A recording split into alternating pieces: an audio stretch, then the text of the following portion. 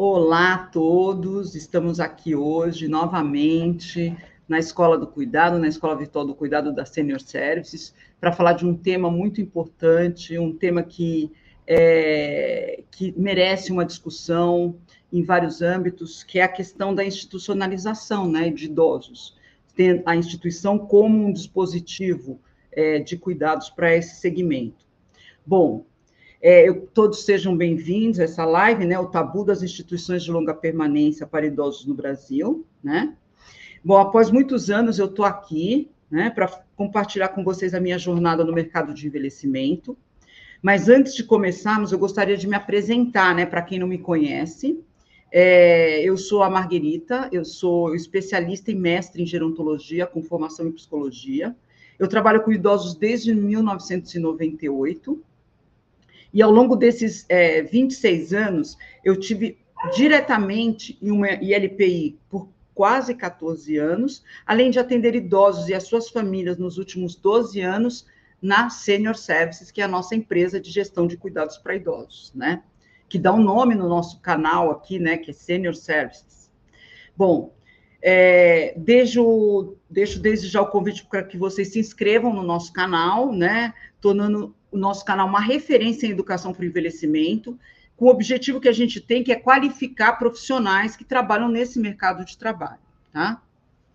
Também eu gostaria aqui de conhecer um pouco da nossa audiência. Por favor, eu peço para vocês que deixem aqui os comentários de onde vocês estão falando e qual a profissão que vocês exercem, né? Qual é a profissão de vocês? Tem a ver com envelhecimento? Não tem? Vocês estão querendo entrar nesse mercado de envelhecimento?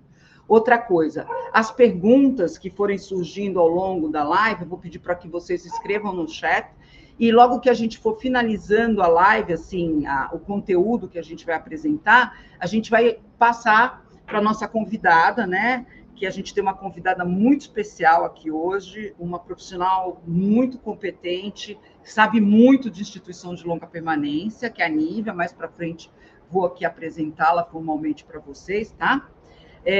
Mas vamos aqui começar.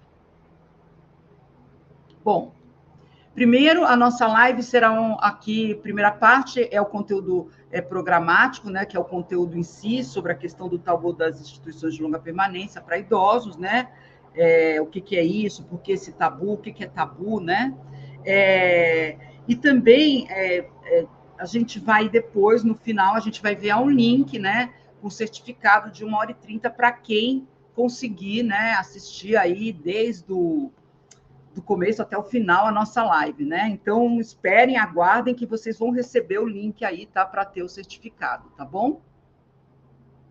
Bom, para não deixar passar, como sempre, né? Eu falo sobre a tríade da Escola do Cuidado, né? A Escola do Cuidado, ela está baseada em quatro, vamos dizer assim, 4 pontos que eles se complementam, né? Primeiro, o sujeito no centro, né? A questão do ensino, ou seja, a capacitação, né, desse profissional, a prática, que é hoje o que a gente vai apresentar, a gente vai falar do nosso conhecimento, e a Nívia vai falar muito do conhecimento dela. A Nívia conhece muito sobre instituição de longa permanência, sobre envelhecimento, tem aí uma trajetória de 25 anos, né, só nesse segmento. A prática, ela vai falar. E a gente fala também sobre a gestão de cuidados, né? Que a gestão de cuidados, ela complementa uma boa gestão com profissionais capacitados e preparados para cuidar desse sujeito, tendo conhecimento e prática, a gente vai alcançar excelência nesse cuidado, que é esse o objetivo nosso da Escola do Cuidado, que é trazer conhecimento para profissionais da área, né? Bom, a nossa live, a gente dividiu em 3 eixos, tá? Primeiro, a origem e o combate ao tabu das ILPIs, a Nívia vai falar sobre isso. Funcionamento e a qualidade das ILPIs, políticas públicas e desafios futuros. Eu peço que vocês, tendo perguntas, coloquem aí no chat para que a gente possa depois responder essas perguntas, caso não sejam respondidas ao longo, né, da fala aqui da Nívia, tá? Bom, hoje, no Brasil, segundo o censo do IBGE de 2022, a população de 60 anos ou mais compreende 32 milhões de pessoas, com a expectativa que a gente vai chegar em 2060 com 60 milhões. Imagina, é muita gente muita gente que está envelhecendo, muita gente que vai estar aí, a longevidade é uma realidade e que vai precisar ser cuidado, né? O processo de envelhecimento é atravessado por uma dinâmica biopsicossocial, ela é gradativa, ela é acumulativa, né? Mas ela é histórico-social também. A velhice tem a ver com o tempo histórico que a gente vive, como a gente trata essa velhice, né? A gente está atravessado pela velhice não somente por aspectos próprios do sujeito, então, né, de nós, mas a gente está atravessado pela sociedade, pelo nosso tempo histórico, como eu falei. Então, assim, a LP era um tabu ou ela é um tabu? Né? A gente precisa pensar nisso. E é um tabu, por que é um tabu, né? Quando a gente pensa na palavra tabu, a gente teve uma intenção de provocar mesmo uma reflexão sobre esse tema em vocês, né? Que é tão polêmico e proibido, né?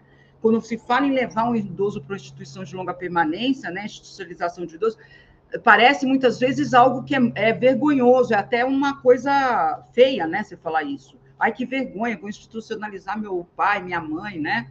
Mas por que será? Porque o tabu é o proibido, né? É o reprimido, que é reprimido em pensamento e ato. Isso é tabu, determinado pela sociedade como tal. Então, é a sociedade que determina o que é tabu ou não, né? Ela diz o que é proibido e o que não é, de acordo com os seus interesses e necessidades. Será que a gente, em 2060, com 60 milhões de idosos, a gente vai reverter isso? Como a gente vai desconstruir tudo isso, né? O tabu da institucionalização de idosos refere-se à aversão ou resistência cultural em relação ao envio de idosos para uma instituição de longa permanência, ou lares, ou casa de repouso, seja lá como vocês querem falar, né? Esse tabu pode surgir em várias fontes, inclusive através de ideais culturais, né? Sobre a família. Ah, minha família não leva idoso para a instituição, não se institucionaliza idoso, sabe? Na minha família, nunca um idoso teve instituição. Deus me livre institucionalizar minha mãe, meu pai, né? Envelhecimento, medo que tem, o abandono, né? Essa coisa que está ali vinculada ao significado de abandono, de isolamento social. Outra coisa, vai ser maltratado lá na instituição, né? Lá na instituição eu já ouvi muito isso, né? Coitado deles, eles vão ser maltratados lá. Então, a qualidade dos cuidados institucionais, isso a Nívia vai falar disso. O desejo de manter o idoso em casa, será que é possível ou não? E dentro do ciclo familiar, será que essa família está preparada ou não para cuidar desse idoso de forma adequada, com a sua complexidade, né? Muitas vezes essa decisão da institucionalização de idosos é muito difícil para a família e pelo sentimento de culpa que cerca essa família, ansiedade que dá, né? As incertezas sobre o bem-estar desse idoso, se ele vai estar sendo cuidado de acordo com essa família, essa cultura pensa que é cuidado, né? Bom, é importante reconhecer que, em alguns casos, a instituição de longa permanência, ela pode, sim, oferecer um ambiente adequado para atender a necessidade complexa de cuidado, né, desse idoso. Especialmente quando a família ela não consegue fornecer esse cuidado necessário, seja por uma questão material, emocional. A gente aqui tem vários, a Nívia vai falar um pouco sobre isso também. Superar esse tabu envolve promover uma compreensão mais ampla das noções de cuidado para idosos e combater o estigma associado à institucionalização. A instituição de longa permanência nada mais é do que mais um dispositivo de cuidado que a gente tem ao nosso favor, né? Ao favor dos idosos, nós que vamos envelhecer, né? O primeiro lar de idosos que a gente tem conhecimento registrado oficialmente surgiu no Rio de Janeiro em 1890. Então, veja que nós temos a história, mas eu quero chamar a atenção para vocês que esse primeiro lar, ele chamava-se Asilo São Luís para a Velhice Desamparada. Então, o desamparo é o significado principal de quando se pensa hoje relacionado à instituição, né? Então, esse tabu está muito ligado a essa palavra, desamparado, né? Desamparo, será que é isso mesmo? Então, eu quero chamar a atenção para vocês para essa palavra. Bom, hoje eu desejo compartilhar com vocês toda a minha experiência, né? Juntamente com a minha amiga querida, que está aqui, Nívia, cadê você? Pode aparecer aí. Ela é a Nívia Pires, ela é nutricionista, graduada pela Universidade de São Camilo, né? Com MBA em Gestão Empresarial pela Fundação Getúlio Vargas, pós-graduação US Business and Economy Strategies, da UCSD, Universidade da Califórnia, em San Diego, atua como docente no curso de pós-graduação em gerontologia no Instituto de Ensino e Pesquisa do Hospital Albert Einstein, e como coordenadora do curso de pós-graduação em gestão, gestão em LPIs. Então, ela sabe muito, coordenadora do curso, né, de pós-graduação. E atua como gestora de um LPI de grande porte na cidade de São Paulo. Nívia, seja bem-vinda, muito obrigada, eu te agradeço muito, você sabe quanto eu te admiro, quanto eu sou sua fã como profissional, e eu gostaria de chamar você agora, ouvir um pouco você, sobre a questão do tabu, né, que é a institucionalização de idosos no Brasil. Boa noite, Margarita, que saudade, que gostoso estar aqui com você. Muito obrigada pelo convite. Agradeço a oportunidade e, acima de tudo, também agradeço a oportunidade de falar para essa audiência, né? Estou aqui acompanhando os comentários no chat, vendo com você. E é um tema de extrema relevância, então acho que assim, a abertura que você está nos dando esta noite, de poder falar sobre esse tema, é mais um degrau nessa escada que a gente tem que levantar, que a gente tem que caminhar e que a gente tem que alcançar frente a esse tabu. E acho que a palavra tabu, ela é provocativa, sem dúvida nenhuma, mas por trás dela tem tantas coisas nas entrelinhas para a gente falar essa noite. E, por outro lado, quanto que a gente está preparado para entrar nessa discussão ou não, né, Margarita? Eu acho que oportunidades como essa é o que vão nos ajudar a desconstruir este tabu, ou pelo menos desmistificar, né? Talvez trazer a curiosidade do outro acerca do tema, porque se tem uma coisa que uma pessoa bem-sucedida deseja na vida é viver, e se você viver, vai virar idoso. Se virar idoso, a ILPI, a possibilidade de institucionalização tem que ser trazida à tona para a conversa, né? Então, sem dúvida nenhuma, é uma grande oportunidade estar aqui com você hoje à noite, viu? E com a sua audiência. Legal, Nívia. Bom, Nívia, vou aproveitar aqui que você está aqui. Vamos começar, né? Qual é a origem do tabu, você acha, né? Eu falei um pouco da questão do significado do desamparo, abandono, acha que vai ser maltratado, aquelas fantasias que a gente ouve, que também não são fantasias, há uma realidade aí, né? Isso, e eu queria que você falasse um pouco como eram as ILPIs de antes, né? Sim. Por que esse tabu tem a ver? O que a gente pode fazer para desconstruir isso? O tabu, ele não foi construído à toa, Margarita, é algo que, de fato, tem ali uma história dentro da jornada toda do envelhecimento no mundo, né? Quando você trouxe, né, aí você embasou muito bem falando, né, que aqui no Brasil, em 1800, cerca de 1890, a gente criou a primeira instituição de longa permanência, a gente ouviu falar que no mundo, ela foi criada, a primeira ILP, pelo Papa Pelágios, lá em torno de 500 anos depois de Cristo. Quando a gente fala do Papa, o que já se pensa nisso? É que, de fato, você está cuidando dos mais desamparados, dos mais vulneráveis, né? E foi dessa forma que o Papa Pelágios trouxe, através da compaixão dele, teto, abrigo e cuidado para aqueles que assim precisavam. Mas quem eram essas pessoas que precisavam deste cuidado lá atrás? Eram as pessoas marginalizadas, eram as pessoas excluídas dos círculos sociais. Então, essa compaixão, ela sempre foi devotada e orientada para a pessoa dentro de um caráter de dificuldades humanas que iam desde a dificuldade de ter um teto e um prato de comida, mas que também vinha da questão da sanidade mental, que vinha de doenças como a embriaguez, que vinham também do envelhecimento de populações que eram populações de rua. Então, na realidade, o que se faziam nestas casas era o abrigamento dos vulneráveis. E dentro desses vulneráveis, não existia esta nomenclatura voltada para o idoso.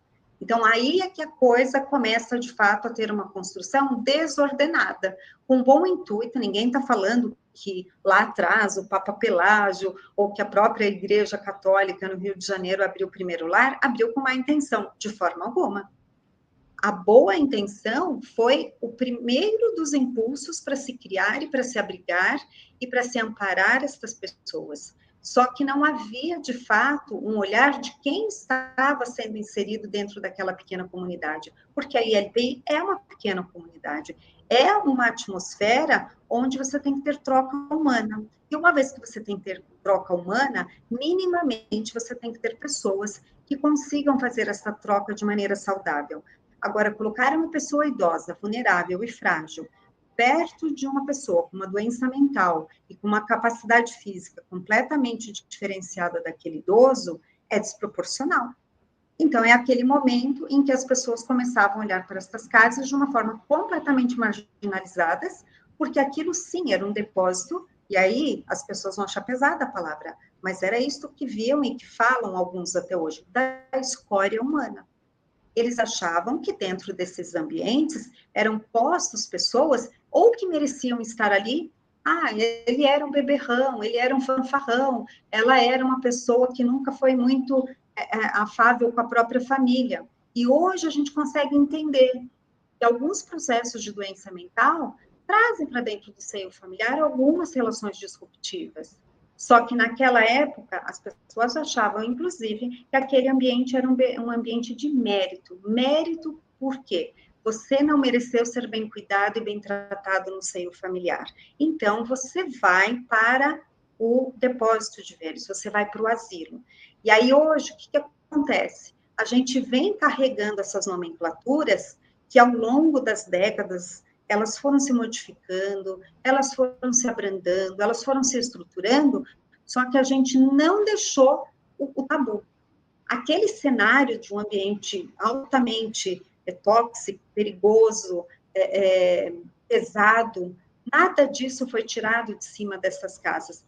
Então, tem pessoas que falam, vai falar asilo, fala assim, baixinho, né? Quando você diz tabu, o tabu não está lá atrás, ele está presente hoje. E eu quero ter oportunidade, a Cássia trouxe todo um alicerce das falas, mas assim, quando a gente vem para os exemplos práticos, que ainda hoje a gente ouve enquanto trabalhador de LPI, ou trabalhador da área da saúde, são aqueles em que a família quer falar sobre a institucionalização, te chama lá no cantinho, na cozinha, para falar. Vamos falar no outro cômodo? Então, isto é um tabu que ainda está aí. Ele ainda está presente. E até queria te perguntar uma coisa, Nívia, aproveitando isso que você falou, então, por que persiste esse preconceito, uma vez que você está falando lá do Papa 500 anos depois de Cristo, né? Nós estamos falando há quase 2000 anos, né? Eu estou falando aqui de um lar que foi fundado no Rio de Janeiro em 1890, mais que 100 anos. Então, e a gente ainda persiste esse tabu, né? Você acha que está ligado com a questão da família? Porque a família real, ela idealiza, né? O cuidado, sim, mas ela é contraditória também. Ao mesmo tempo que ela quer cuidar, muitas vezes ela não consegue, né? E a família, muitas vezes, que a gente imagina um lugar de afeto, um lugar de acolhimento, de amor incondicional, de reciprocidade, muitas vezes não é muito isso, né? Você quer falar um pouquinho disso também? Quero, sim. Super importante, é uma grande oportunidade poder responder essa pergunta a você, porque, de fato, assim, eu sempre pergunto para as pessoas, quando um bebê está para nascer, uma pessoa toma ciência de que ela está gestante, a família inteira se organiza para, dali 9 meses, ter um bebê e ter um quarto, ter um enxoval, ter um ambiente pronto para receber aquela criança. A velhice também é algo que pode se preparar, e a gente tem bem mais do que 9 meses. Só que a gente não fala, a gente não faz enxoval, a gente não faz preparação, não faz nada. É como se fosse um cenário futuro hipotético e que ele fosse inalcançável, e não é mais. O volume de idosos que nós vamos ter agora, em 2050, é a prova viva de que a gente está trabalhando no mundo negacionista. E a gente está falando de negação de uma vitória, que é envelhecer e que é poder ter mais anos agregados à sua vida. E aí, quando a gente vem para essa família imaginária, o que ela imagina? De que o idoso vai ser sempre aquele ser presente, capaz, ele ainda é a matriarca ou patriarca da família, ele ainda é detentor de resoluções, e esse mesmo idoso, ele um dia vai sentar na poltrona para fazer um crochê, para tomar um café, vai ter um infarto e vai morrer. É assim a programação?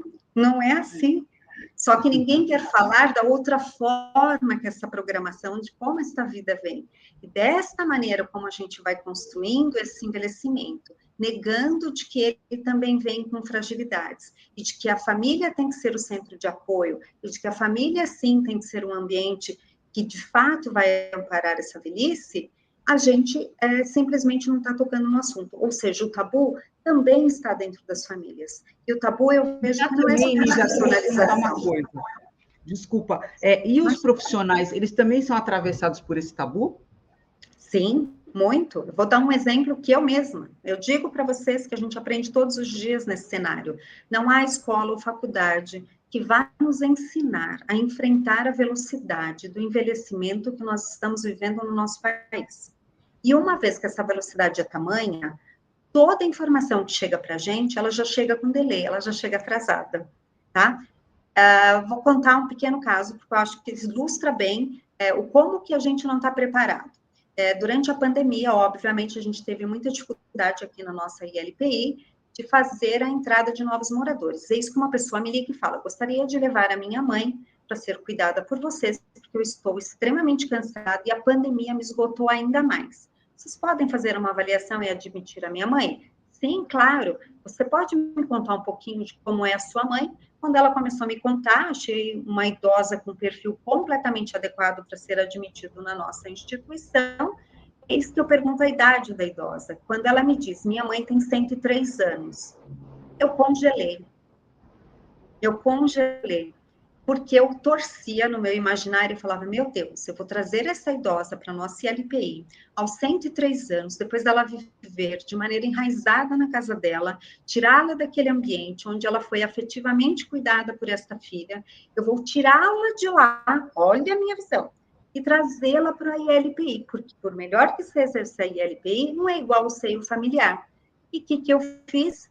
E olha, a senhora não acha que vale a pena ter um pouco mais de cuidado, da senhora ter outras ferramentas de enfrentamento desse seu cansaço, desse seu burnout, mas manter a sua mãe na sua casa? Por quê? Talvez a sua mãe venha para a nossa ILPI e com 2, 3 dias ela venha a falecer. A senhora sabe qual é o impacto desta mudança na vida das pessoas? A senhora faz alguma ideia do que seja isso?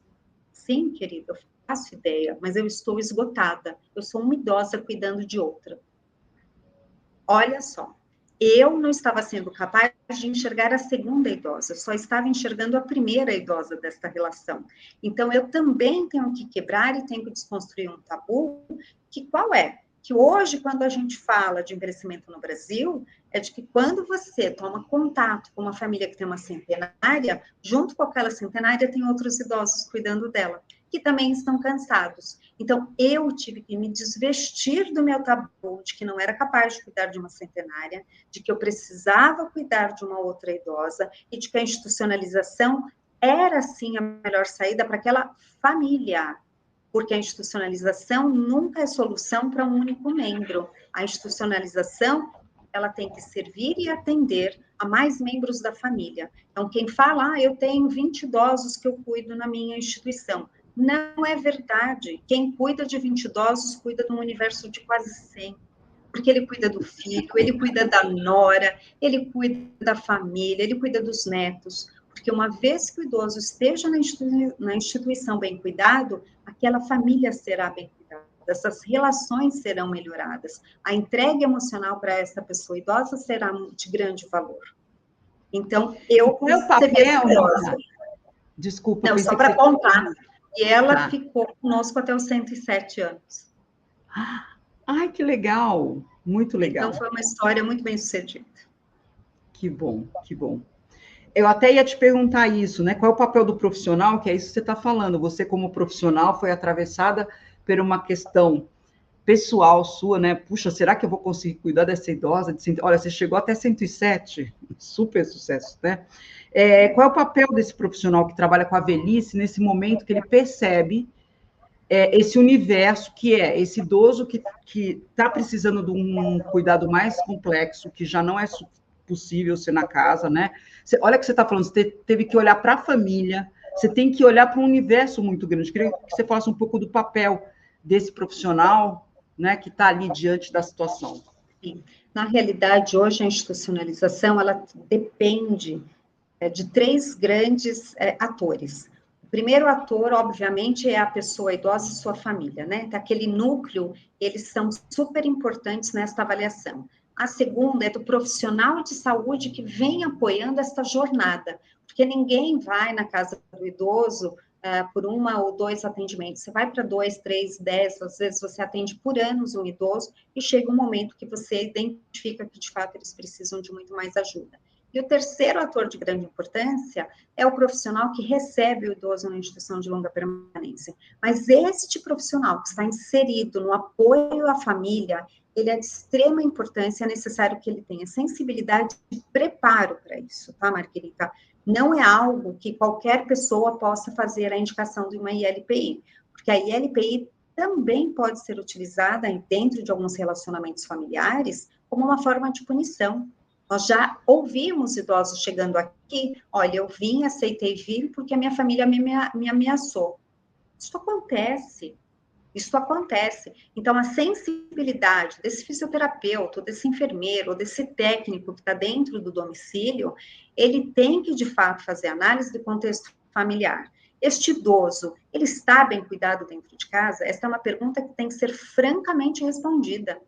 A partir do momento que você está com cama hospitalar dentro de casa, você está colocando, o idoso está com escara, você tem lá um idoso que está subnutrido, você tem um idoso que ele está como eu vou dizer, socialmente amparado.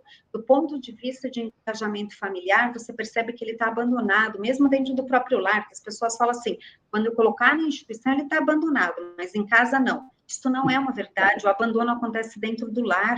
E muitas vezes quem percebe isso é o fisioterapeuta, é o cuidador. Ele é o profissional que está lá dentro da casa e fala, por que eu não encontro ninguém da família nunca? Então, este é o momento em que aquele idoso pode sim ser indicado para uma ILPI. Só que esse profissional tem que ter qual responsabilidade? De tentar identificar dentro da família quem está apto a ouvir esta mensagem, quem está apto a entender que esta indicação não é um desmerecimento, de que esta indicação pode ser um salvamento, né? Então, esse profissional tem que ser altamente sensível para ver. Tem 4 filhos, olha, 3 deles estão tão cansados, estão no burnout tão tremendo que eles sequer percebem o que o idoso está passando. Mas eu tenho o 4º filho que ele é um pouco mais centrado. Chama esse 4º filho, fala, olha, senhor Luiz, vem conversar comigo, eu preciso trazer para o senhor o seguinte cenário, a sua irmã toda vez que vem aqui está chorando, o seu irmão toda vez que vem aqui, ele agride verbalmente a sua mãe, porque a agressão, gente, ela não é só física, a agressão verbal, financeira e psicológica contra o idoso acontece no domicílio, e acontece porque esse filho não ama esse pai e a sua mãe? Não, às vezes ela acontece, esse tipo de agressão, porque a pessoa está esgotada, estafada. E hoje ninguém se preparou, é aquilo que a gente falou, para o enxoval do bebê a gente se preparou, mas para ter um pai ou uma mãe acamada por 10, 15, 20 anos, ninguém tá. E a gente sabe que um doente de Alzheimer pode ficar 20 anos dependente de uma família. O que é uma jornada de 20 anos para uma família cansada e extenuada? Quantos filhos a gente recebe que eles falam, não sei o que é comemorar aniversário, eu não sei o que é viajar, meus netos nasceram e eu não vi, porque eles estão completamente devotados ao cuidado deste idoso. E esta devoção deixa de ser algo entregue com amor, com compaixão, e passa a ser algo a ser entregue com rancor e como uma obrigatoriedade muito pesada. É aquela obrigatoriedade social. E aí você olha para todos eles e a gente tem que entender que a gente está lendo um livro no fim dele. Então, não dá para se fazer um julgamento, mas nem por isso a gente deve deixar de ler as páginas e ir para a página final.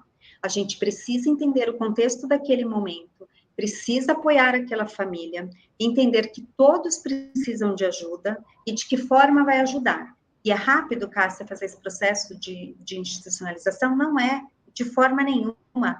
Esse processo tem que ser muito bem alicerçado, muito bem construído. Então, ele precisa, sim, ser um profissional muito assertivo no processo de indicação da institucionalização e até no amparo e no apoio da busca, muitas vezes, pela própria casa que a família vai escolher. Eu ia até te falar isso, porque muitas vezes a violência ela não está só no aspecto físico, mas, por exemplo, na negligência, como você está falando, né?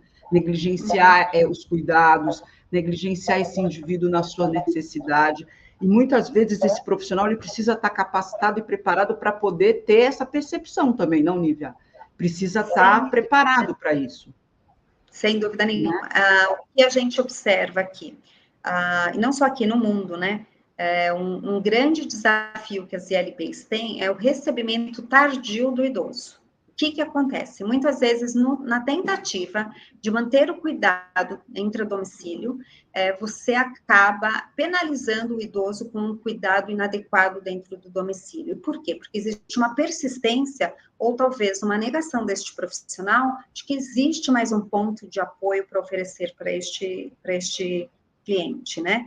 Naquele momento em que ele entende, olha, eu sou fisioterapeuta, mas ela não precisa mais só do fisioterapeuta, ela precisa do fonoaudiólogo. Não, mas agora ela também está precisando da nutricionista.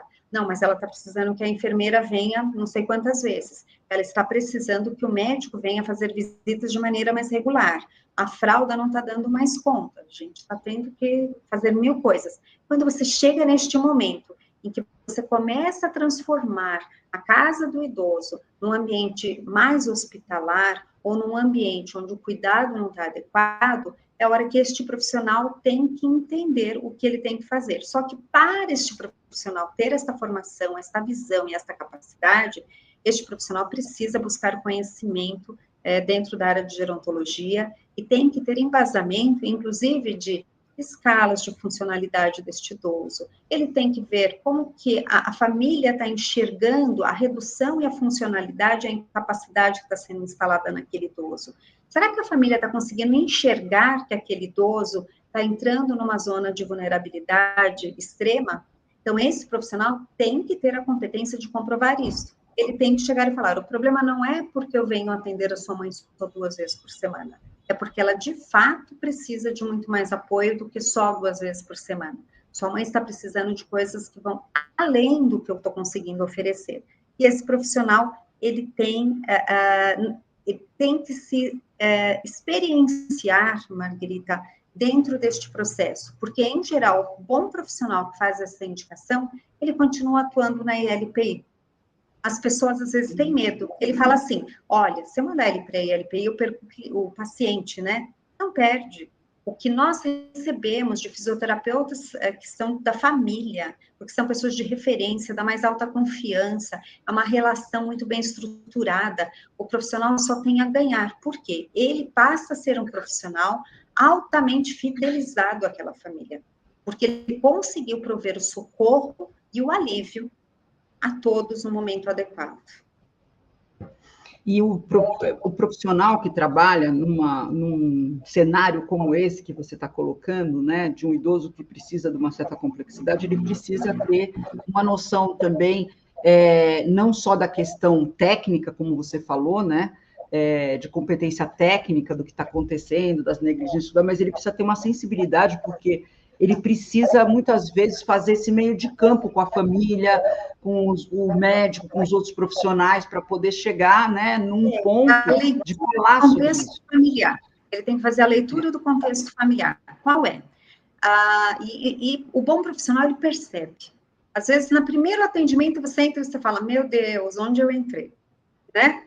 Quando ele entra nesse cenário, ele fala, olha, tem um filho que manipula de um lado, o outro manipula do outro, o idoso que está aqui, na realidade, ele não é o fruto do cuidado. Na realidade, as pessoas estão ali só para se esbarrar nas relações entre eles. Estão ali muito mais para provar quem tem mais domínio das relações do que propriamente para prover o cuidado do idoso. Isso também acontece. Nós temos famílias que são disfuncionais nesse processo.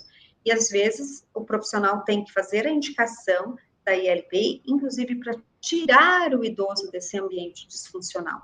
Então, há um universo imenso, Margarita, quando você entra na porta da casa de um idoso. Quando você atravessa aquele portal, Você não foi lá só para fazer um atendimento.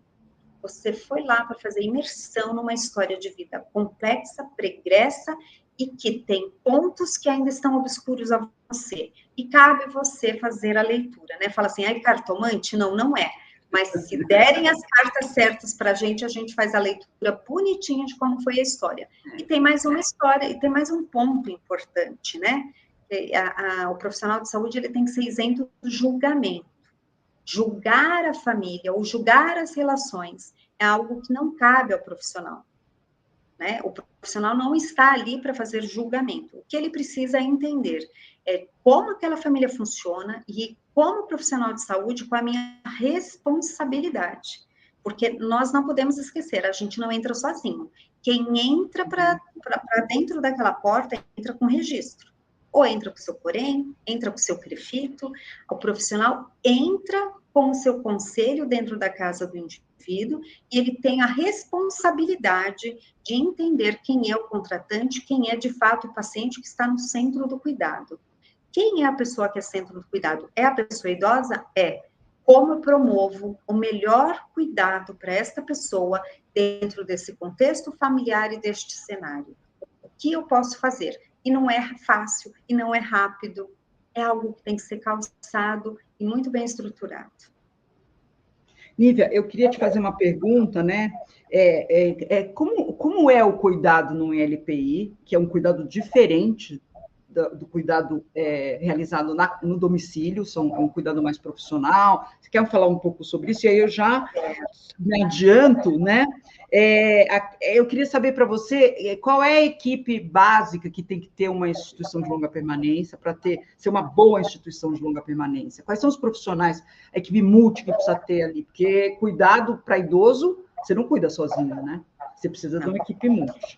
Eu acho que cabe aqui explicar um pouquinho do que é o conceito de LPI hoje no Brasil, que é importante. Então, assim, a ILPI hoje, ele é uma instituição de longa permanência para idosos, não sei se todos sabem, mas acredito que sim, que eu estou vendo aqui a audiência conversando, todo mundo muito preparado e todo mundo muito bem conhecedor aqui do nosso tema.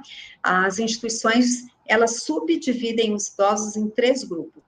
Idosos grau 1, grau 2 e grau 3, né? Quem é o idoso grau 1? Idoso grau 1 é aquele idoso mais independente, que ele precisa de pouco apoio para as atividades de vida diária. Quando você vai para o idoso grau 2, ele já precisa de algum auxílio e assistência para as atividades de vida. E quando a gente vem para o idoso grau 3, muito provavelmente aquele idoso com fragilidades cognitivas e motoras que precisam de pleno apoio e assistência para o seu cuidado diário. Só que na prática a gente sabe que não é isso, né? A gente sabe que os idosos têm muito mais subdivisões, porque às vezes chega uma pessoa que funcionalmente está ótima, mas que do ponto cognitivo ele não tem absolutamente recursos para se organizar. E quando a família fala, não, papai está ótimo, ele anda para todo lado. Então, também tem essa visão. Então, a ILPI hoje é colocada dentro do cenário legal como uma instituição de apoio social, não de saúde, quando não deveria ser, gente. Porque hoje, quem procura ILPI, seja público ou privado, ou instituições mistas, eles procuram por quê? Eles já fizeram tudo o que podiam por seus pais, por seus avós, mas eles precisam de cuidados em saúde e cuidado social. E aí é o momento em que há uma disrupção dentro da nossa lei, porque a gente, de fato, para prover e ser uma instituição, prover o cuidado centrado no indivíduo, não pode deixar à parte a saúde. Não dá só para eu prover casa, comida, roupa lavada, se aquele indivíduo é um grande diabético e eu não sei fazer o manejo dele. Não dá para suprir casa, comida, roupa lavada, se aquele indivíduo é um grande idoso hipertenso e que se eu não cuidar daquele quadro, aquele idoso vai descompensar. Ele é um grande cardíaco, é um idoso em fase final de vida, que também chegam nas ELPIs. Então, absolutamente todas essas lutas são travadas diariamente dentro da ILPI. Quando a gente olha para países que já passaram por esse processo de envelhecimento antes de nós, o que você enxerga? Que estruturalmente a questão legal deles está melhor desenhada e aí eles conseguem prover cuidados proporcionais. Acho que esta é uma fala importante para a gente entender. O que a ILPI faz? Não dá para ser um hospital. mas também não dá para ser simplesmente uma moradia assistida de baixa complexidade. E quando a gente fala de qualidade, uma casa que provê qualidade e que entende que o centro do cuidado é sempre a pessoa, e a pessoa, ela não quer dizer só um corpo, a pessoa é ela em toda a sua magnitude, em todas as suas esferas de complexidade do que é o ser humano, espiritual, emocional, psicológico, biológico, social. Aquele indivíduo, ele chega inteiro, é uma mala repleta de oportunidades que chegam dentro da ILPI. E eu vou lá e vou cuidar só de um pedacinho? Não existe cuidar só de um pedacinho. Quando se cuida de um ser humano por longos períodos, você cuida dele inteiro, em todos os seus aspectos. E a ILPI tem que prover algo que é super importante. Gente, a ILPI não precisa ser bonita, ela não precisa ser fantástica, ela não precisa ter copinho dourado para o idoso, desde que ela consiga fazer o provimento de mão de obra adequada, capaz e em quantidade. E aí, quando a gente de novo olha para a legislação, a nossa legislação provê lá alguns números que são colocados como números mágicos, mas quando você fala, eu quero me qualificar, eu quero oferecer algo de fato diferenciado, a gente sabe que não dá para seguir só a lei. E aí a hora que entra a equipe multiprofissional, que nem sempre está dentro da regimentação legal.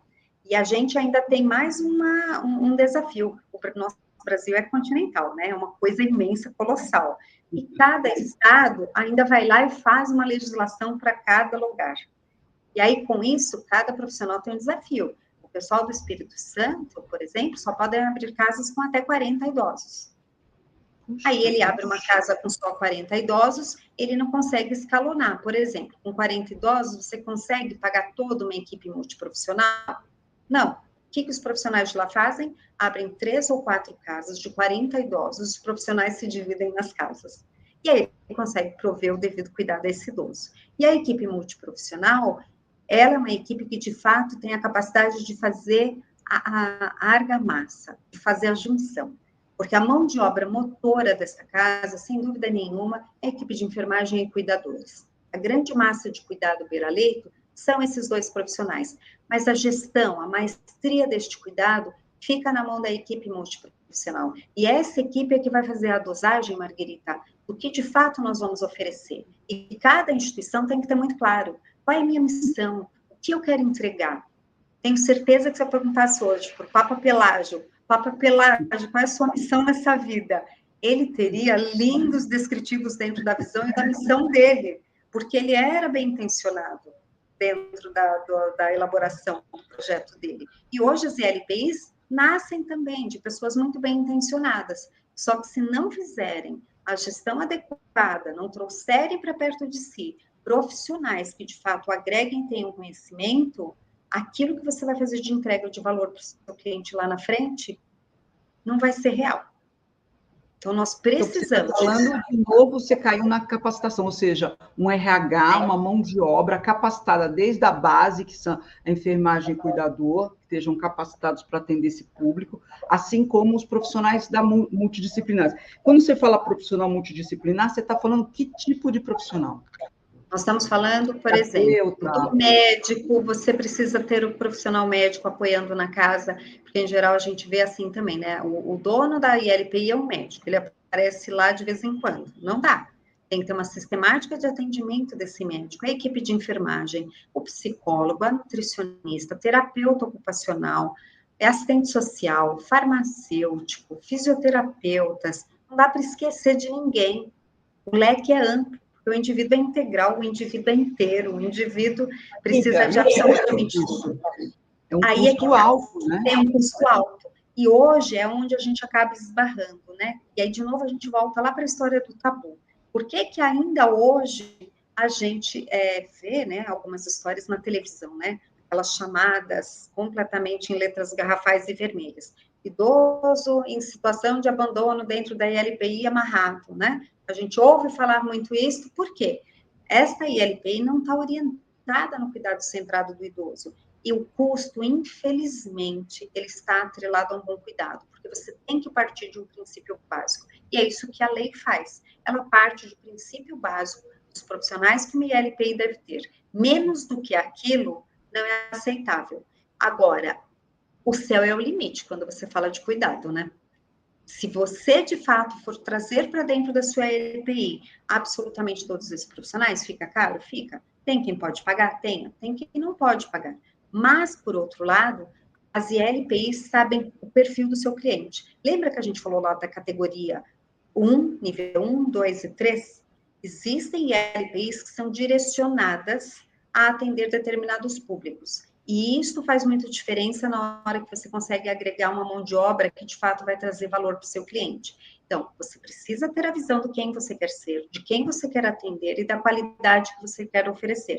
E não pode esquecer que você também está abrindo um negócio, muitas vezes, e que você precisa sobreviver. E para sobreviver neste mundo, você também precisa pegar a pessoa certa, trazer para dentro da ILPI e oferecer o serviço certo. Quando você está numa ILPI, que é grau 1, por exemplo, um educador físico faz todo sentido. Porque a gente está falando do idoso mais independente, que a gente quer fazer a manutenção da saúde dele.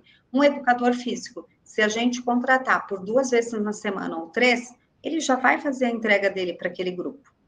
Diferente de uma ILPI, que é grau 3. Se eu estou com um idoso acamado, com cama hospitalar, com gastrostomia, com fralda, com sondagem vesical, dá para abrir mão da equipe de enfermagem? Não dá.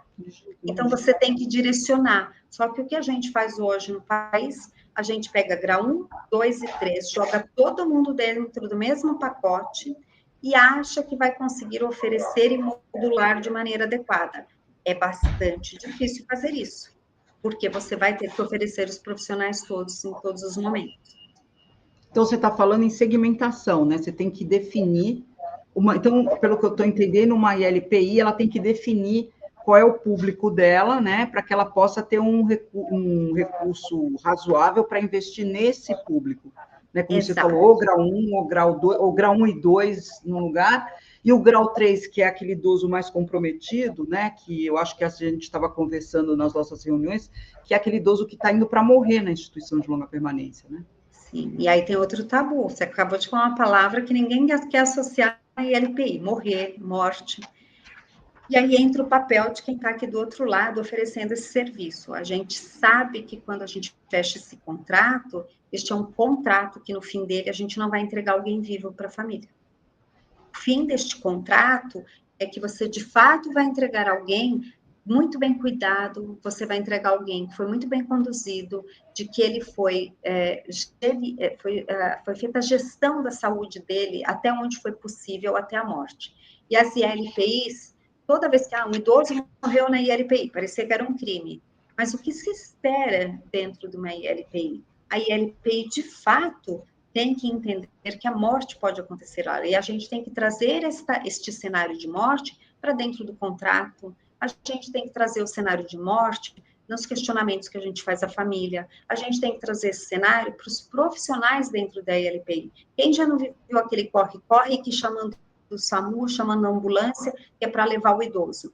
Mas se o idoso já tinha ali desenhado, a gente sabia como que era esse desfecho, por que não ter esta morte digna dentro da ILPI? É possível se fazer morte digna e trabalhar com uma morte digna dentro da ILPI. A ILPI também é um ambiente de acolhimento dessa dor. Eu ia te falar que às vezes é mais digno do que num hospital, né? Desculpa. Sim, né? E hoje em dia a gente morre no hospital, né? Sim. Onde a gente morre? Não morre mais em casa. E aí, assim, nós deixamos de trazer para a morte a naturalidade que ela deveria ter, assim como o nascimento, né?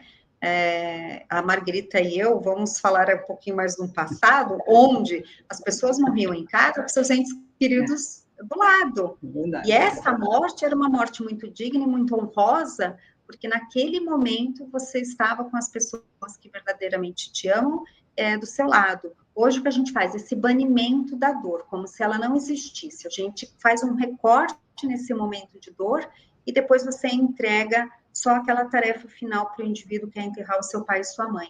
E a ILPI não é assim. E esses profissionais precisam saber o seu limite, qual é a sua atuação, até onde vai essa vida e vida com qualidade. E sempre, se o idoso estiver em condições de trazer todos os seus desejos, se ele conseguir trazer ali o seu, como se diz, o seu... esqueci a palavra, Cássia, eu falo todo dia, Marguerita. Olha isso. O idoso vai trazer a expectativa dele em relação a esse futuro tão breve, né? Que é mesmo o fim, né? Não só isso, né? Mas o idoso, ele tem que trazer como ele quer conduzir esse processo, né? E a família, por sua vez, às vezes não está preparada para ouvir. Quem já não viu aquelas coisas de vô e vó, quando a gente está fazendo almoço de domingo, e aí o vô fala, mas quando eu morrer... E aí todo mundo parece que a mesa evapora, porque todo mundo fala assim, ai, vô, vira essa boca para lá, não é isso que a gente fala? Quando a gente diz isto para um idoso, que está tentando trazer aquele tema para a mesa, a gente está dizendo para ele, cale-se, eu não quero falar sobre esse tema, eu não quero ouvir, eu não quero lidar com essa dor. E esta dor, se ouvida neste momento, ela vai trazer um conforto lá na frente, quando chegar o momento da finitude desse idoso. Então, a mesa de domingo também é ambiente para se falar de envelhecimento, também é ambiente para se falar sobre morte. E a gente não precisa tratar disso com tristeza, porque se você conseguir desenhar para a sua família, como você tem esse desejo, isso será muito mais confortável, diminuiria inclusive a culpa desses filhos que tentam trazer os seus pais para a institucionalização escondido, porque eles têm muita culpa e têm muita vergonha associada a tudo isso. Mas por quê? Porque aquela geração não falava sobre isso. Então, hoje o que a gente está fazendo aqui é construindo um ambiente, um espaço seguro para a gente falar do futuro, para a gente poder falar, de fato, como que a gente pode trabalhar esse interesse por ser bem cuidado. Quando a gente escuta o avô, o pai e a mãe, a gente não está cuidando só deles, a gente está cuidando da gente, porque a gente está criando um ambiente onde os nossos filhos e os nossos netos estão vendo, olha, é natural, minha família fala sobre morte, a minha família sabe, minha família fala sobre LPI, a minha família fala sobre decisões futuras e como gostariam de ser cuidados. Tudo isso, gente, é ambiente saudável e é ambiente de contexto familiar. Só que a gente se nega a falar sobre ele. Agora, Nívia, eu queria te perguntar o que você entende com as ILPIs do futuro? Como você vê isso, né? Você está inserida aí na ILPI o tempo todo, puxa, a gente ficava mais tempo, quando eu trabalhava na ILPI, eu ficava mais tempo na ILPI do que na minha casa, e a Nívia também. Então, eu quero perguntar para você como você vê o futuro da ILPI, né? As instituições do futuro, né? Como você pensa, você está falando em educação para o envelhecimento, quando a gente fala em educação para a morte, não é educação, mas para o envelhecer, que o envelhecer é o momento final do ciclo vital, né? Então, a gente falar também sobre isso. A gente precisa educar. Sim. Você me fala um pouco sobre isso, essa LP do futuro, essa Sim. educação para o futuro, né?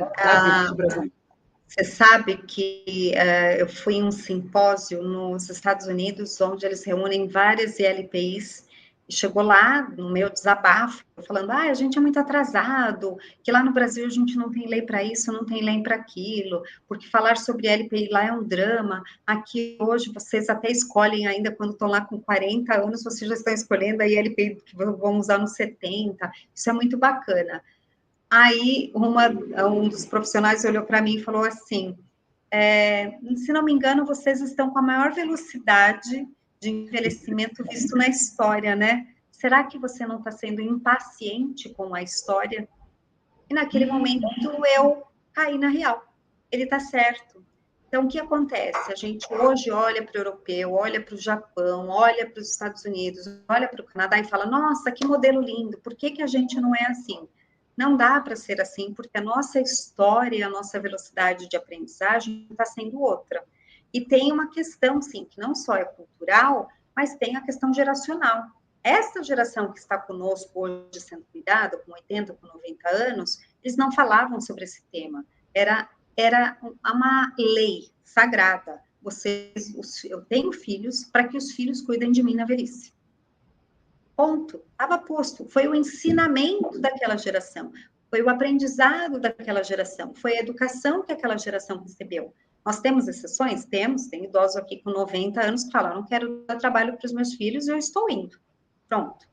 Mas, lembre-se, Qual foi a estrutura de educação que essas pessoas receberam? Socialmente, qual era o ambiente que elas estavam durante toda a sua vida e seu aprendizado? Diferente do nosso hoje.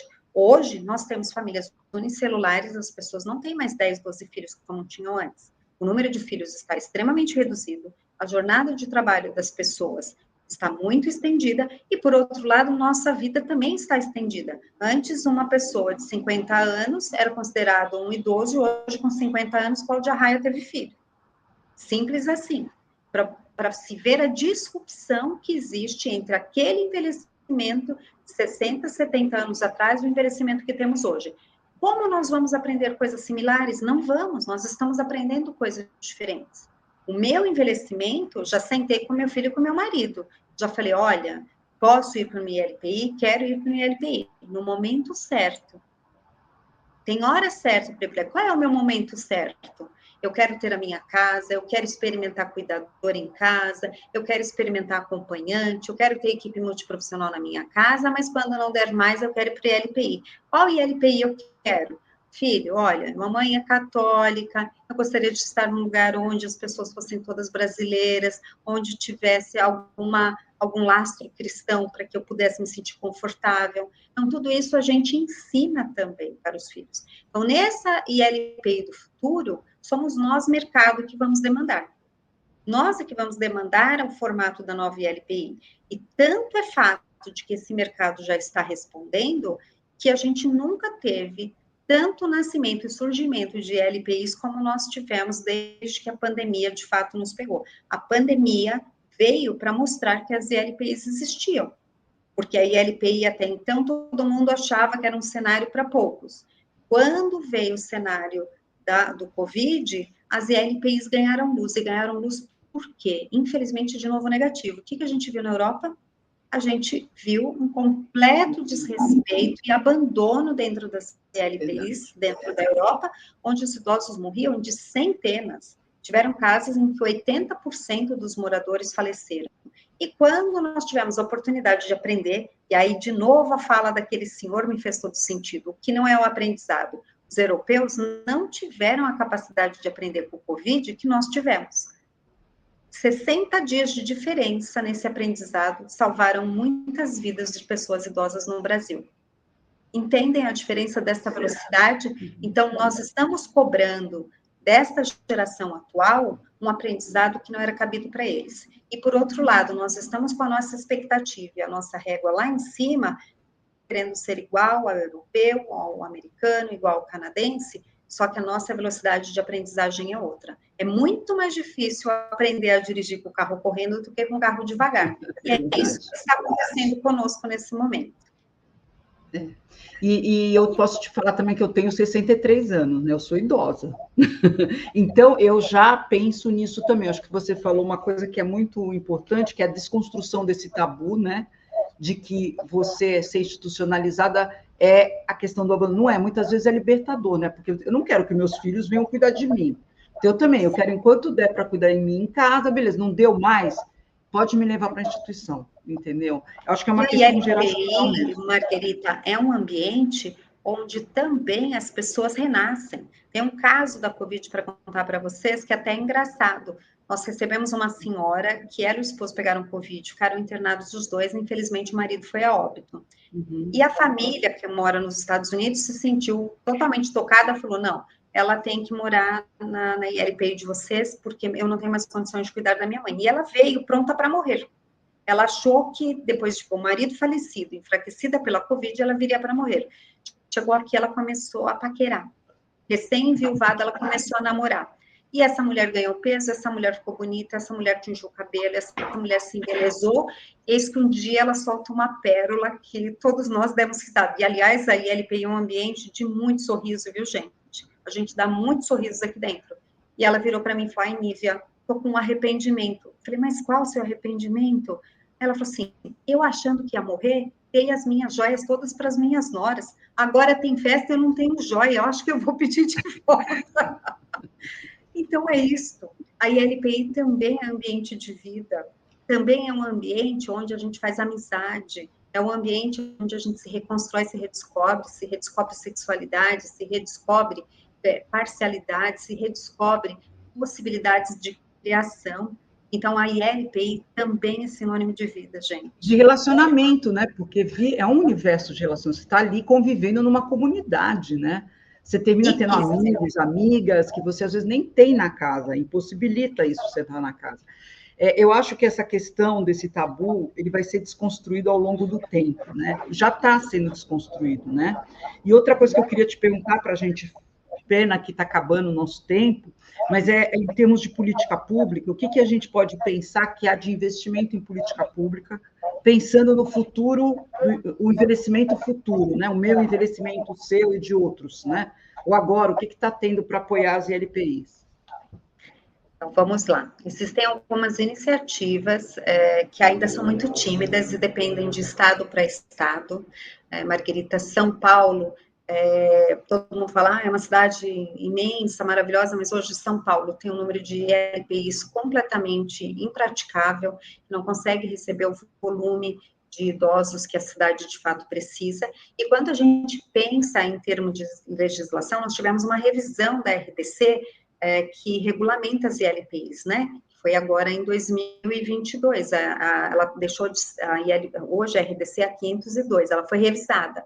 Quando eles falaram que estavam revisando, nós criamos uma grande expectativa, achando que fariam grandes observações, inclusões. E a revisão que foi feita foi muito pequena, foi ínfima, não trouxe nenhum ganho para as ILPIs. Por outro lado, o que a gente vê já de iniciativas? Hoje o Ministério da Saúde tem na agenda dele a agenda do idoso, então, assim, está todo mundo muito preocupado, mas ainda trazem o idoso como sendo um problema, né? Então, assim, nós temos um problema para resolver, o envelhecimento da população brasileira.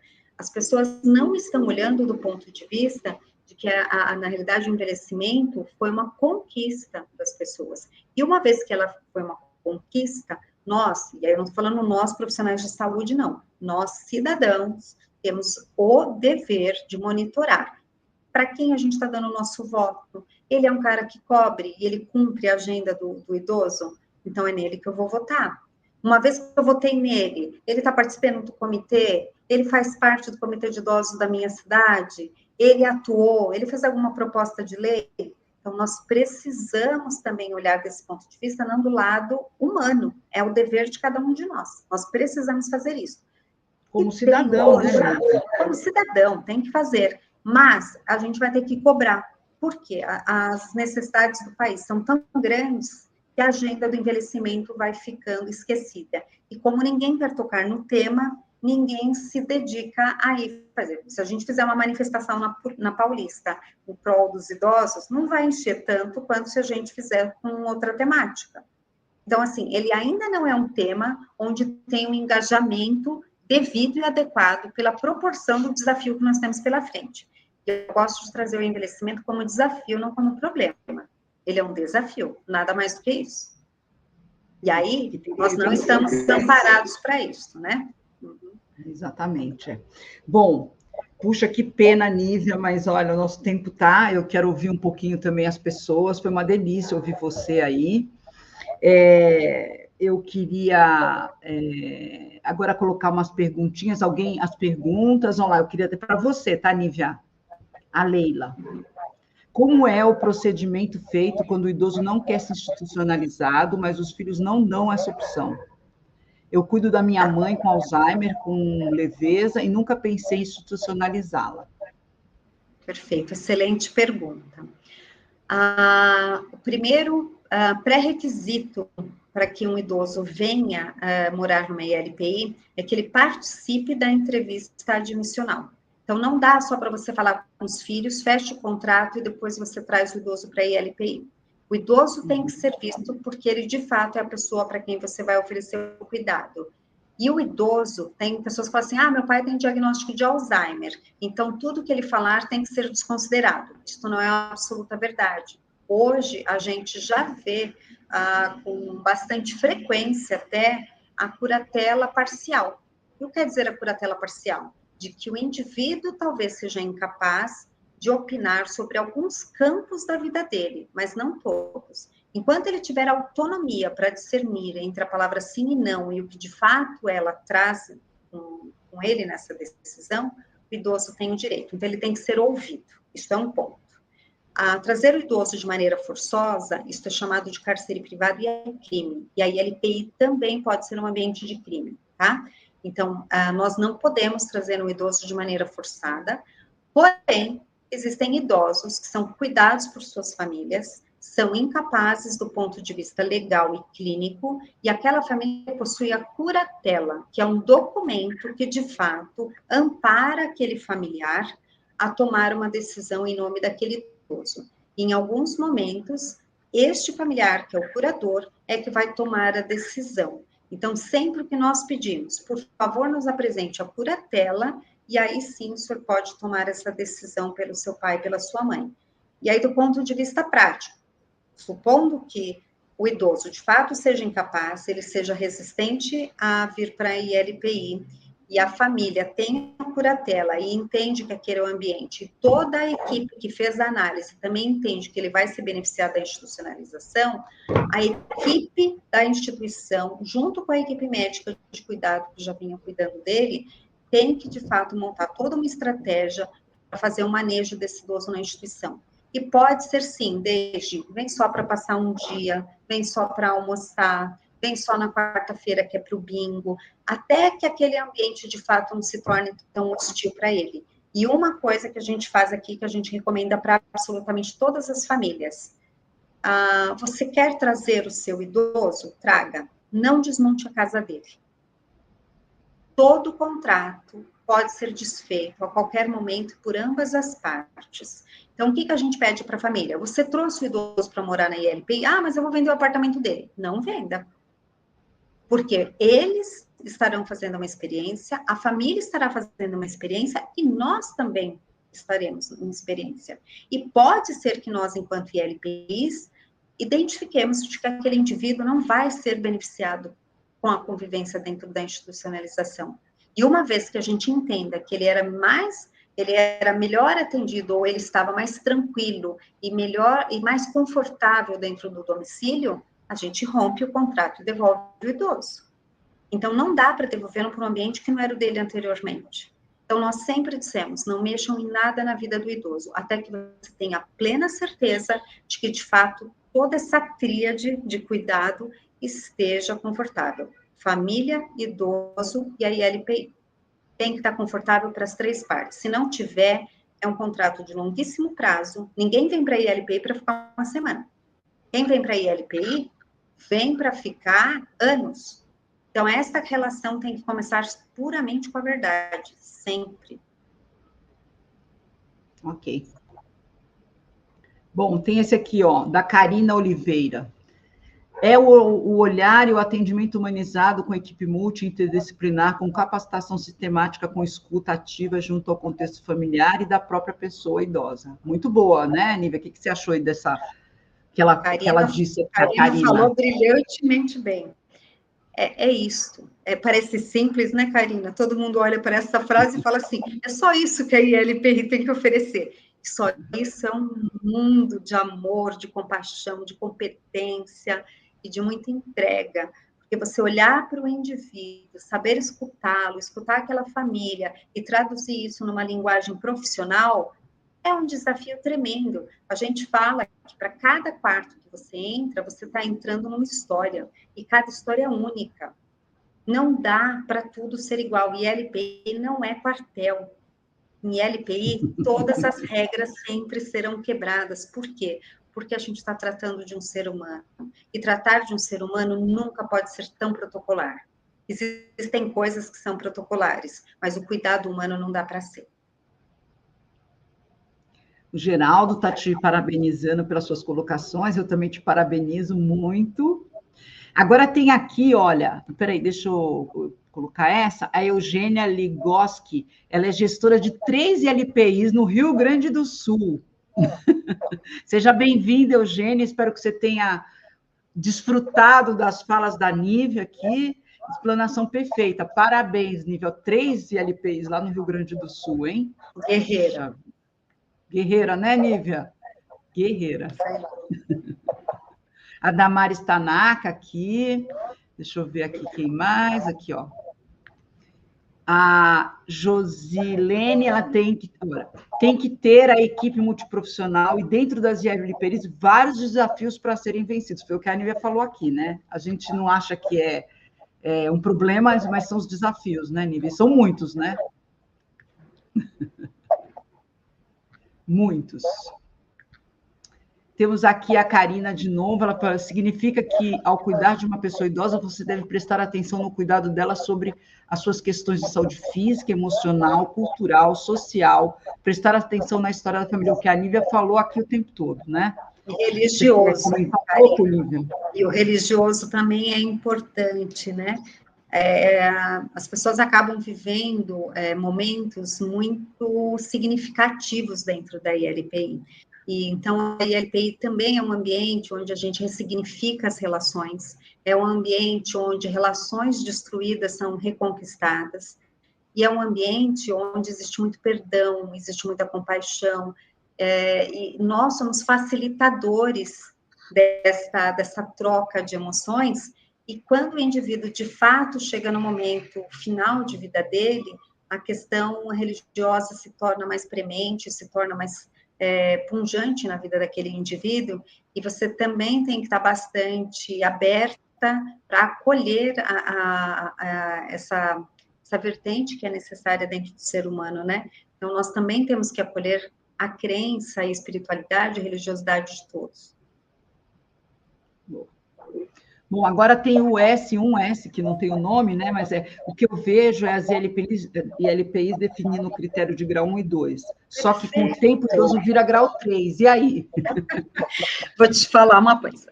Lembra que eu comentei que países que já viveram isso de maneira mais ampla e de uma velocidade diferente do que a nossa, existe uma sigla em inglês que é chamada CCRC, que na realidade é Continual Care Retirement Community, que são comunidades de cuidados continuados para aposentados. E eles chamam All in One, ou seja, tem tudo junto.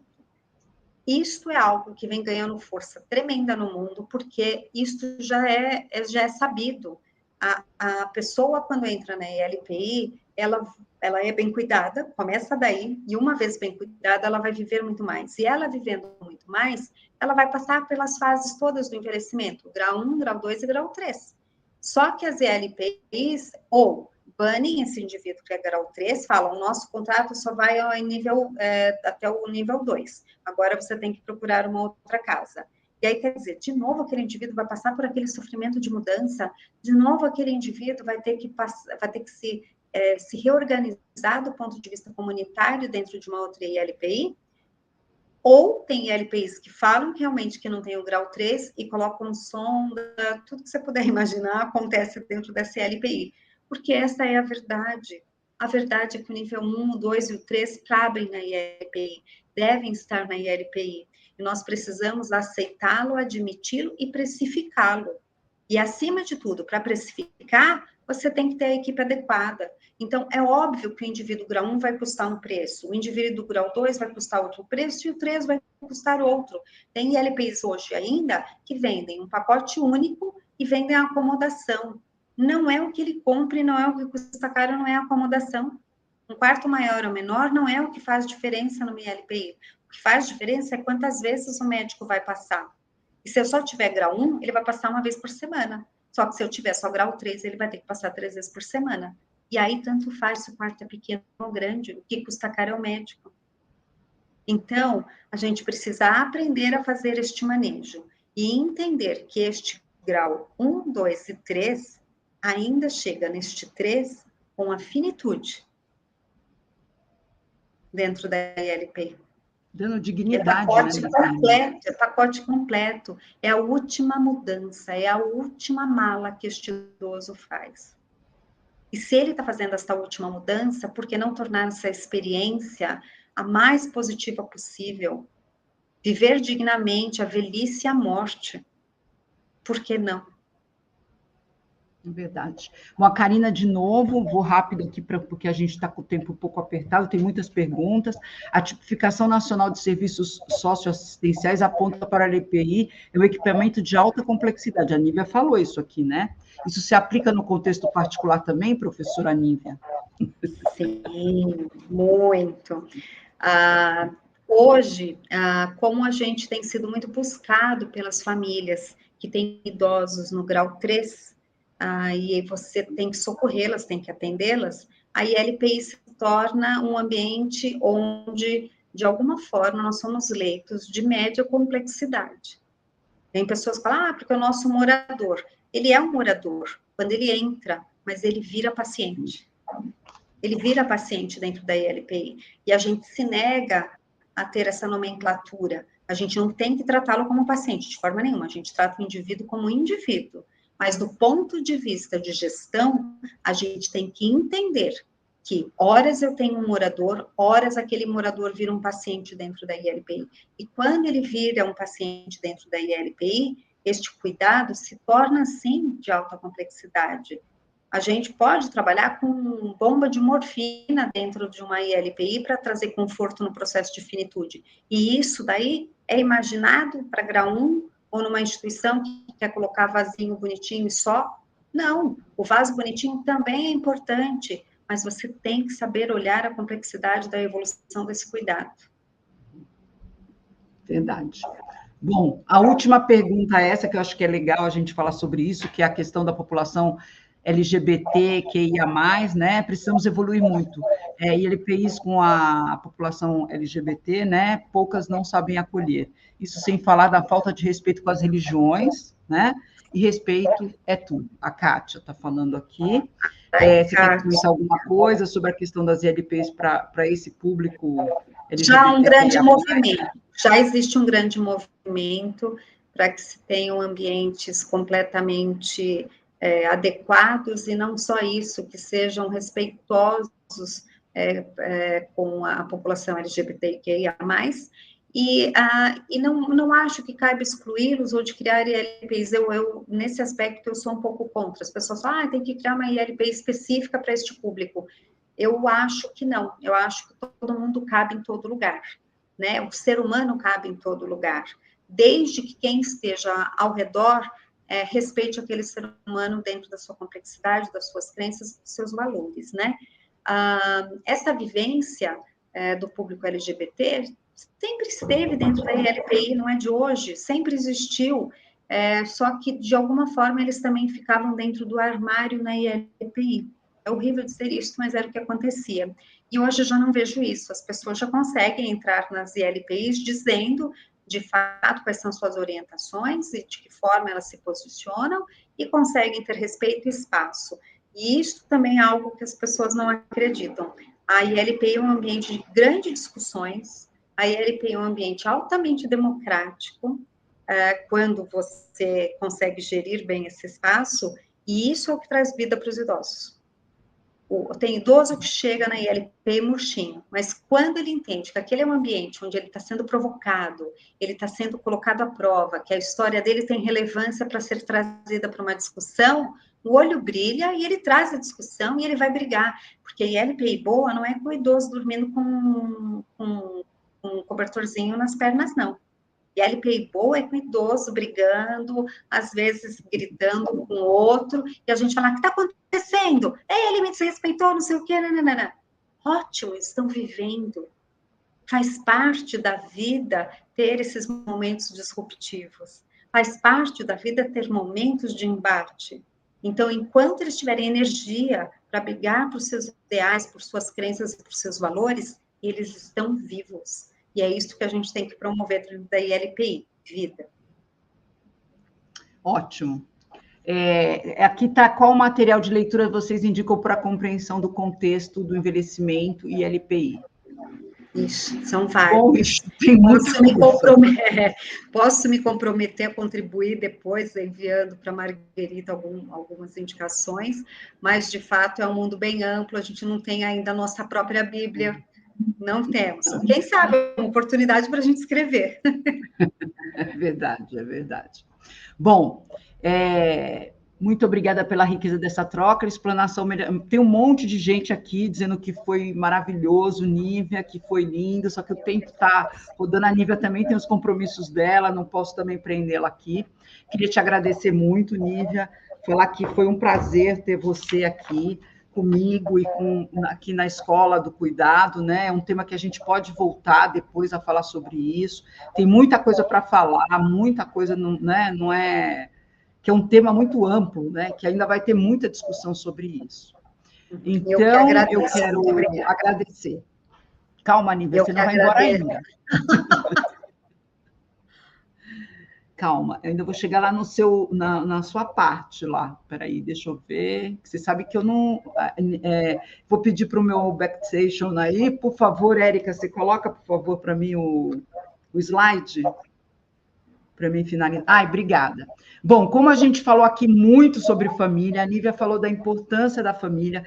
Eu, trabalhando na instituição de longa permanência, senti necessidade de estudar famílias, fui fazer uma pós-graduação na Unifesp, só em família, fiquei lá estudando famílias e famílias para idosos, né, de idosos, que tem idosos, institucionalizados ou não, né, a dinâmica familiar. Então, eu tenho o meu curso aqui, As Relações Familiares na Velhice, Manejo, Estratégia e Apoio. A gente fala, é um curso de 8 horas, está disponível aqui. Nós estamos oferecendo 15% de desconto, quem quiser fazer esse curso vai te dar ferramentas para você entender as dinâmicas familiares. Olha o que a Nívia falou aqui, teve uma fala dela que ela falou assim: olha, você tem que parar, observar, ver quem é que você pode ter uma conversa sobre a institucionalização, quem é o mais agressivo, quem é o mais deprimido, quem é o filho que foge quando você fala, quem é o filho que chega mais próximo, ou o familiar, né? A gente falou filho aqui, mas vamos pensar no familiar ou no amigo, que nem todo mundo tem filhos, a gente está vendo muito isso agora. Eu, na minha empresa, estou vendo que filho não é garantia de cuidado, de jeito nenhum, né? E também muitos idosos que tiveram uma vida muito independente durante toda a sua trajetória e que agora eles não querem que ninguém tome decisão por eles, né? As decisões são tomadas por eles mesmos. Então, eu queria convidar vocês para fazer meu curso, que é As Relações Familiares na Velhice, Manejo. O link está aqui, vai ser colocado aqui no chat para vocês, tá? Quem tiver interesse, entra lá e dá uma olhadinha, por favor. Bom, para quem permaneceu até agora, esse ponto, né? O suporte vai mandar também... Ai, desculpa, apertei, fui demais aqui. Vai mandar para vocês o link para emissão do certificado também, tá? Ou então vocês podem pegar aqui o QR Code e já entrar lá, e daqui 30 dias vocês vão receber o certificado, tá bom? Agora eu queria fechar a Nívia, para a última fala da Nívia, né, para ela se despedir da gente. Nívia, por favor. Queria muito poder... Da Nívia, desculpa, esqueci, põe lá de novo, por favor, Érica. Esse é o LinkedIn da Nívia, está aqui o QR Code, quem quiser fazer contato com a Nívia, tá? A Nívia está aí, é uma pessoa muito acessível, ela é uma pessoa que sabe muito, muito sobre a instituição de longa permanência, e agora a gente vai dar o tchau para ela aí. Ela vai nos dar um tchau, né, Nívia? Sim, quero primeiro de tudo agradecer de novo esta oportunidade. Nós nos estendemos, porque de fato é um tema que tem relevância, tem importância, porque todos nós gostamos. Queria agradecer a sua audiência, as perguntas foram ótimas, e acho que, assim, você está com uma audiência extremamente selecionada, são pessoas muito engajadas e com desejo, de fato, de fazer essa mudança que a gente tem que fazer, né? E aí, com capacitação, com a busca do conhecimento, com o preparo, é o que, de fato, vai nos tornar diferentes aí nesse mercado e que vai permitir que todas as noites a gente deite e fale assim, fiz o meu melhor por hoje e para quem, de fato, merecia ser bem cuidado. Então, muita gratidão, obrigada a todos vocês e um grande abraço. Bom, eu que agradeço a Nívia, né? Porque eu acredito, Nívia, que a educação para o envelhecimento... seja a capacitação dos profissionais, né, que vão cuidar da gente, né, a família sendo educada, as próprias pessoas entendendo que a ILPI não é um bicho de 7 cabeças, não é como você falou que antigamente eram os bêbados, os loucos, os que estavam marginados, mas é um dispositivo importante de cuidado, que muitas vezes traz vida, e não é um lugar de mortificação, não é um lugar de morte, é um lugar de vida, né? Então, acho que isso é muito importante. E a sua fala, a sua suavidade na sua fala, mostrar que você é uma gestora que também trabalha com capacitação, com conhecimento técnico, mas também com humanização, né? Olhando para o outro de forma humanizada, quando você fala da questão religiosa, espiritual, que é muito importante, até já vou vender aqui também meu curso sobre espiritualidade de envelhecimento, porque é um tema muito importante quando a gente fala em envelhecimento, né? Então, eu queria agradecer a todos, muito obrigada. A minha audiência, eu fico muito orgulhosa de ver que as pessoas têm interesse em se capacitarem e estarem preparadas para cuidar dos velhos, que nós seremos os velhos que seremos cuidados, né? Imagina você ser cuidado por gente que está capacitada, preparada para isso. É diferente, é outro cuidado, né? Então, muito obrigada e boa noite a todos. Então, a próxima vez, ok? Até uma próxima. Tchau, tchau, até logo. Tchau, Nívia, até a próxima. Obrigada. Vamos lá.